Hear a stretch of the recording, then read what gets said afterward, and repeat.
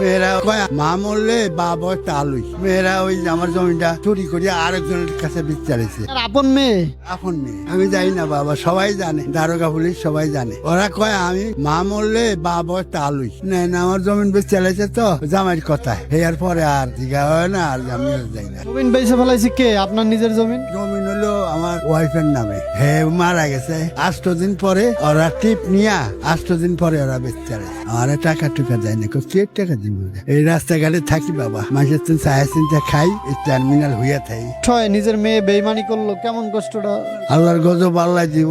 একবার দারোগা 8 জন যাইতে চাইছিল বাসায়, আমি নেই নাই, কে আরে অপদস্থ করবো, অপমান করবো, বাড়ি ধরে দিব, বুঝলেন না? এই না, এই যে আপনার আপন মেয়ে আপনার সাথে বেইমানি করলো, কেমন লাগে এই বিষয়টা? আসলে খুব খারাপ লাগে। এই যে রাস্তাঘাটে থাকেন, কোথায় ঘুমান, কষ্ট হয় না আপনার? হয় না বাবা, টাকা পয়সা ব্যাগ ট্যাগ সব লইয়া যাই যা চলে। 3টা ঘড়ি সহ 18,000 টাকা আছিল, হিয়াও নিছে, ব্যাগটাও নিছে, কাপড় চোপড় নিছে। সে আপনার ভাই ভাতিজা এরা কেউ নেই? 3 ভাই আছিলাম, 2 ভাই মারা গেছে, আর 1 ভাই আছি আমি, আর নাই কেউ। আপনার মেয়েরা আপনার খোঁজ নেয় না? তাদের প্রতি কোনো অভিযোগ আছে আপনার? অভিযোগ এটুক যে ওরা জোর করিয়া জমিটা বেশ চালাইছে। অনেকে জানে কষ্ট করতেছি বাবা। এখন তাদের বিচার আসলে কারো কাছে বিচার চাননি? চাইছি, এরা তো মারবো, ঘরে উঠে মারবো, ওইটা আমার বরদাস্ত হয় না।